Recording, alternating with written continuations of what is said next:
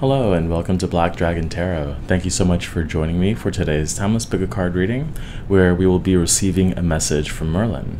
So I have three, I was going to say piles. Well, yeah, piles, stones, spheres for you to choose from. We have pile 1, which is going to be this angelite sphere, if you could see that. Pile 2, which is going to be this moonstone with black tourmaline, and then pile 3 is the sunstone. And yeah, there's some black tourmaline in here too, just little specks, but mostly sunstone here. So yeah, if you need some more time, you can go ahead and select the pile in the description. You can pause the video. I'll have a still image as always, and yeah, I'll see you at your pile. Hi, pile 1. If you chose the angelite sphere, this is going to be your reading, a message from Merlin regarding your situation. It's going to be rapid reading. So we'll get an oracle or a couple oracle cards to find out what the main subject of the reading is going to be. One, yeah, just that one. So using another oracle deck, so 2 different oracle decks just to find out the main topic, and then I'll use the tarot to clarify. Pretty straightforward. So we have the anguish card and then the chariot.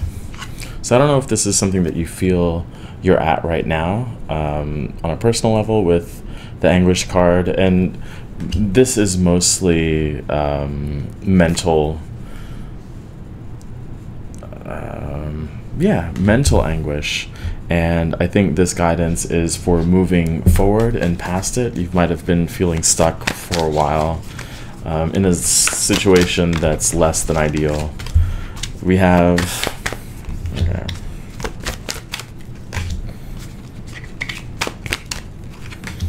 so let me move these over. The 4 of Cups, or 4 of Pentacles, the Empress, the Moon, and the Prince of Cups, which is, yeah, the Prince of Cups. I'm drawing a blank with that. But it's interesting that the cards that have come up, none of them have to do with the mind, and so the first thing Merlin is saying is to try as best you can to stay away from thinking too much, and being as physical as you can in terms of, like, you know, practical things that can be done to move you out of the current situation and into where you want to go. And I think there's a lot of practical steps that can be taken to do that. It feels like it might be a bit of a journey, or it has already been, but we have the 4 of Discs here towards that pyramid. So I think part of this is also like this journey, this place that you're in, this stuck feeling has to do a lot with your growth and a lot with your potential and a lot of the reason why you're here on this planet is to kind of witness that evolution, that personal evolution, and your ability to move past a lot of, again, very stuck energy. I don't know, this 4 of Pentacles kind of reminds me of almost like slavery, yeah, with the pyramids. And so maybe there's this part of you that feels like you have to, or you might feel that energy of having to do things you don't want to do in order to move forward. But it's like Merlin's saying there are other ways. It's just beyond the mind. And with the Moon and the Prince of Cups, these cards are very ethereal and elusive and dreamlike, and it's through this dream imagery and through this subconscious that you'll be able to make the most progress. And with this Empress card, it feels as though, I mean, you have the potential and the ability to make things happen on your own, but it's like if you continue to try to do things through the status quo and through, it's like, I'm imagining, there's a song that no one here has heard, but if you have, let me know, by Havoc, a thrash metal band, and their song is called "Give Me Liberty" or "Give Me Death." I love it. Listen to it, but you probably won't like it. But anyway, like, I'm thinking of that, of like, you're trying to beat the system, but you're still in the system. You're still a part of the system because it's safe. And I think that's part of what the Chariot and the Moon is trying to get you to move past. Is like, it might be scary, and you might have to sacrifice some comforts to get to where you want to be, which is very independent and outside of the norm, self-sufficient. You know, I could almost imagine like a farm, not that you have to be in a farm, but that level of being able to take care of oneself without the dependency of like less than ideal products, overpriced products, especially with food, but just in general, a reliance on the government, the power, and all this stuff. We have the Four of Wands at the bottom of the deck, which is Aries. I have to put this back here because I think the light's better. I'll adjust it for the next reading, but yeah, and you notice that this Aries is at peace. So I say this a lot, but where meditating on where you see yourself is going to be helpful. It kind of helps you get out of this energy. So it's like, where do you want to see yourself versus where you are, and kind of slowly bridging that gap together through small daily tasks. But we have the Knight of Wands. And with this Knight of Wands under the Four of Pentacles, it's really trying to get you to get out of this comfort zone. So as far as jobs go, if you've been applying to jobs and you're not getting anything, you have to like consider another field or another place to start applying, or maybe even starting your own business, which is something that I kind of feel is here. But we do have the Three of Cups with this Empress energy. So I do think that if that's something you were going to do, that you'd have the support to do it. And I think that emotional desire is really what's gonna give this venture life, which I think part of you has been neglecting because it just hasn't amounted to anything yet, but it doesn't mean that it won't in the future. And you have the Six of Swords, which is again a card of movement, especially with Mercury. So it's kind of like shifting gear mentally, which is where you've been stuck in, and so that takes a lot of deliberate effort. And I think that's where journaling would be very helpful, is like you're keeping track of the things you're thinking about and slowly, deliberately, again, moving away from any negativity of what you haven't been able to accomplish or how things ought to be, like a lack of fairness, even if things aren't fair. Dwelling on that imbalance isn't really helping your situation at all. And then we have the Seven of Cups, which is, yeah, kind of, it's that draining energy, right? But what's interesting is that it's under the moon, so I'm going to probably get another card to clarify it. Actually, I'll do that now. Alright, let's take a look. Okay, I'm going to move all these. Well, you can't see it, but I'm going to move all these and focus on this moon card and the Seven of Cups, because I think this is, if anything, Merlin's focus for today. The Eight of Cups. Look at all these cups. The Knight of Cups. So the Moon, Knight of Cups, Eight of Cups, or Seven of Cups, Eight of Cups. All of these, it's and then the Queen of Pentacles in the center.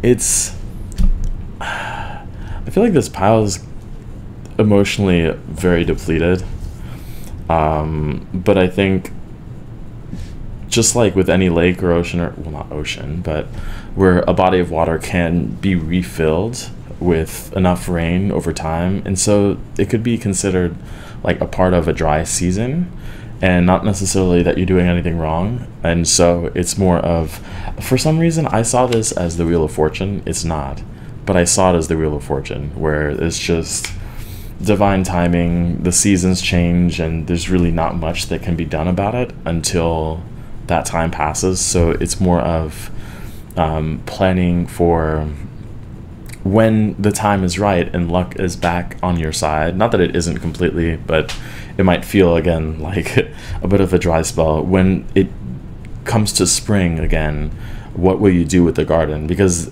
at some point soon, this abundance and these opportunities and all of this will start coming out of nowhere, and if it's not organized, it'll just be a mess of just flowers and weeds, and it'll look unkept, untidy, and just can be seen as overwhelming, where, you know, normally you see a garden and gardens are all beautiful, but if it's not maintained, it can just be kind of a mess. And the goal here, I think what Merlin is saying, is expect that abundance, but also know what to do with it when it comes, because that's kind of what this Chariot is also saying. Is maybe you've been wanting this car, this means of transportation, or this means of travel, but if you don't have a destination and set, you're just going to be going around in circles. The gas is going to run out, and then you'll be stuck again. So to avoid that in the future, this lull time is actually perfect for planning and having a very structured approach towards where you want to be in the next, let's say, the next year. But yeah, I'm going to end the reading there. Hopefully you enjoyed it. Please let me know in the comments. I'm not sure if I'm going to do a career reading next or the Black Dragon reading next, so you let me know. But yeah, thank you so much for watching, and I hope to see you in the next reading. Take care. Hi, Pile 2. If you chose the Moonstone, this is going to be your reading on, I guess, Merlin's guidance on your situation. A message from Merlin. So we're going to get a couple of oracle cards first to see what's going on, really. And then we'll elaborate with the tarot. It should be a 10-minute reading. We have Combustion and Wisdom. And then I'm going to get one more oracle card from a different deck. But I mean, it kind of feels like a sudden epiphany for this pile is waiting to be discovered. Let's see. Aries. I was about to say, like, yeah, Aries, or whatever. But, and then Temperance. So, yeah, I mean, I feel like this is a wisdom that's been waiting to be discovered, like an eruption, really. And it's right around the corner if you haven't felt it already. But I also think that with this epiphany is going to be an action that you take. You're like, oh, okay, now I know where to go, what to do. Very impulsive in a beautiful way. We have the Queen of Swords. That, for me, is confirmation of that epiphany and knowing what to do, where to go. We do have the 10 of Pentacles here as well with the Kabbalah. So that is, and with this 10 of Pentacles and the Kabbalah, it feels like the lightning path, the lightning strike. So if that's something you've been waiting for and you kind of know something's coming, this is confirmation of that. Even with this pyramid, it almost feels like that would be something that's channeled from the universe. So you've been, again, waiting for a big revelation. And then we have the Sun, which combines with Aries quite nicely. It's exalted, and it almost looks like the Wheel of Fortune again. So if you're watching from pile 1, you're like, oh gosh, that's kind of depressing. This might be seen as a continuation of like the future, what that holds.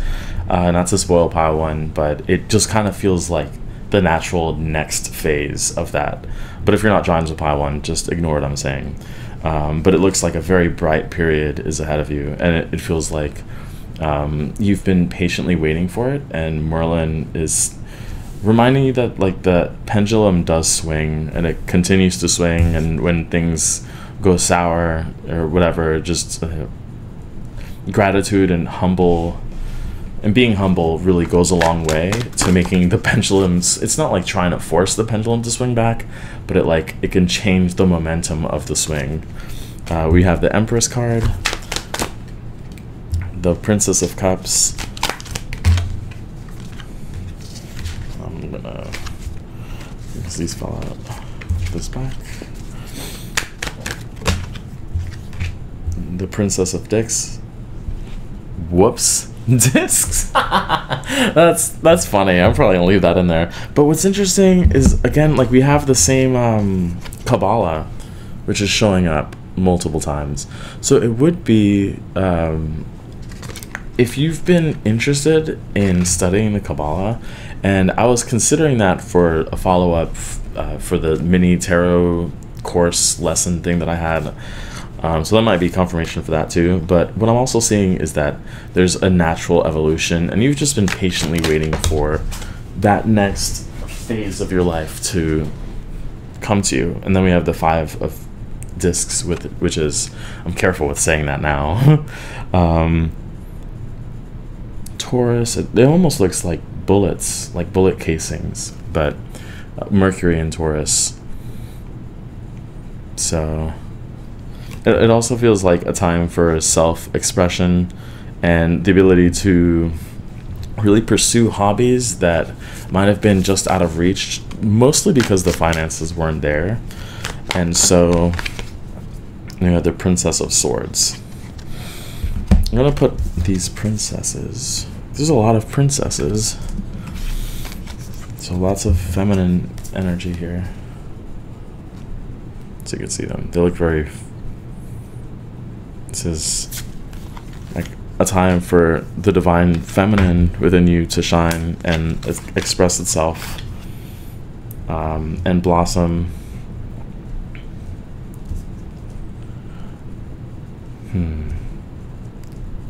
It suggests travel, and I think while you're in this high, it's a great time to channel energy to, yeah, 2 of Wands. So that fire, Aries, is coming through again. I think this pile probably gets a lot of energy from the October season, and so that's probably why this is coming up, where almost luck, as I said, on your side, and a good time for you to connect with your spirit team, with spirit guides, or do mediumship, things like that. But I also think that there is potentially an opportunity just around the corner, waiting to spread out. There's it's like this tunnel of light that wants to hit a diamond and then spread into different areas. And so in a sense, it's like, yeah, if you were to get this lump sum of money, what would you do with it? Where would you direct this energy? But at the same time, it's also leave room for exploration in meeting people and discovering new things. And even if it was school, like if there was a subject that you were interested in, but there's this random course that you were thinking of maybe taking, but it seems kind of weird or out there, maybe that elective, I think it is, right? The optional course, where it's available, you'll actually catapult into a completely different career and industry that brings a lot more fulfillment than you were expecting, because that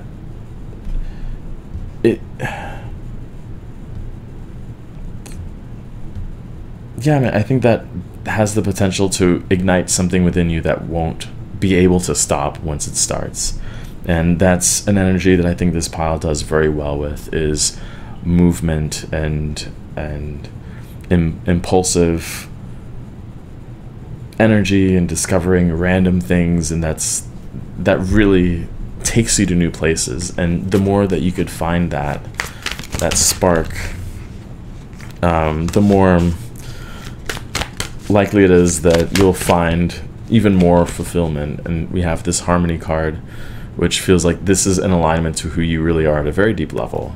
Impulsive, fun. And it's interesting that you chose the Moonstone as a fairly calming, balancing stone. There was the Sunstone right next to it, but it's like maybe the moon, you have like the moon in Aries or the moon in Sagittarius or Leo or something like that, where it's a part of you. It might be hidden, but it's there, and it's time for this moon placement to really shine out. And I think you'll find as you lean into that energy, maybe moon magic is something you've been interested in doing or considering adding to your practice, but I think that it'll really help you acknowledge this divine feminine energy that's been really trying to play a bigger role in your life. And the more you allow that to happen, the more it seems luck goes on your side, which is really just you creating that luck for yourself. But yeah, I'm gonna end the reading there. Hopefully you enjoyed it. Please let me know in the comments. Like, share, subscribe, and yeah, look forward to seeing you in the next reading. Take care. Hi, Pile 3. If you chose the Sunstone, this is going to be your reading from Merlin. Really, what messages does Merlin have for you on your situation? And we'll find out the overall theme with these oracle cards. So I'll just pull a few of those, maybe 2 in this pile, and then 2 in this other deck. But this is definitely going to be a mini reading. So yeah, hold on tight, I guess. We have the Emperor at the bottom of this oracle deck. I don't know, this is a very interesting looking Emperor. Hopefully you can see it okay. But we have the, I was going to say the Lovers. So since I was about to say it, I'll also mention the Lovers here. Scorpio, Memory, and Plants. I'm just going to go ahead and jump to the tarot and then reference these a bit later. But Scorpio, could be Scorpio season, I don't know. I don't keep track of that, actually. Whoops, I probably should. But Memory, and then Plants. I mean, for some, you could have this connection with plants, and they might, maybe a specific flower or a specific scent triggers a vivid memory for you. I was going to say it feels like a good memory, but let's go ahead and see. We have the 3 of Swords, the 5 of Cups, the Empress. I think the Empress has shown up in every reading, and that Emperor is showing up as well. So maybe with the Lovers card being there, the Empress and Emperor, I would take that as at least a potential for a reunion or a partnership like that, that it's in the air. And let's show these, because they are facing each other, they're waiting for each other. There's that memory. So maybe, and I see like a big divide between the Empress, Emperor, and then the 3 of Swords and 5 of Cups. It could be hinting at a fear of commitment or a fear of a relationship that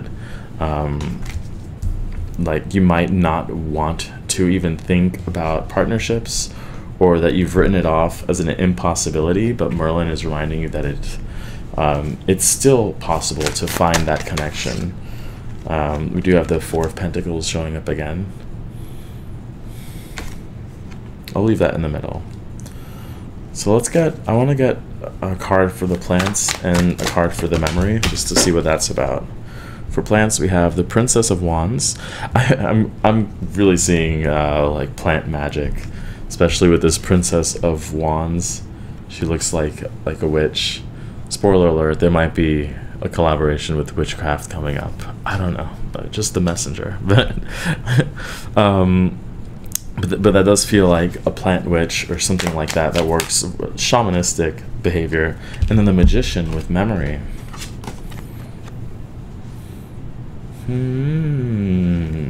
For some of you, and that was a weird noise, right? But like for some of you, it feels as though if you were to venture out into spell work or things like that and try something new, there might be something you could do with memory and changing your memory and changing the relationship you have with certain memories at a soul level, and that tweaking it could make things that were sour a bit sweeter. And I think that will change your perception on potentially formulating new connections and relationships, because this 3 of Swords is very dark. It's one of the darkest 3 of Swords I've ever seen. I kind of like it, but it's like there is a rose at the bottom and it's spreading, and that sadness is spreading, and this Five of Cups is almost, it feels as though that's being drained from this Three of Swords. So there's a very close interaction between these.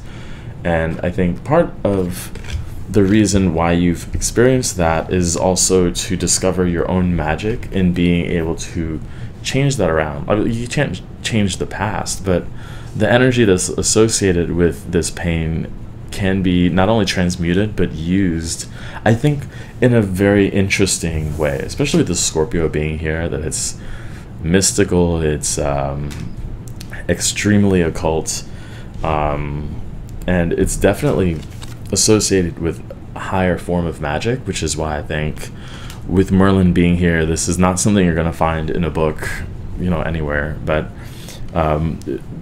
going into very deep meditation, finding these memories, changing them in a way, maybe saying things to the people that are interacting with you or saying things to yourself, grabbing different herbs, and like, I don't know, it's very tactile, this form of magic, where you're smelling things that you've smelled, like you could maybe, if it was a garden or if you had a scent, a cologne or something like that associated with a person or situation, you can almost change the way you perceive that smell, so it doesn't immediately bring you back to a bad memory, but rather how much you've changed or how much progress you've made.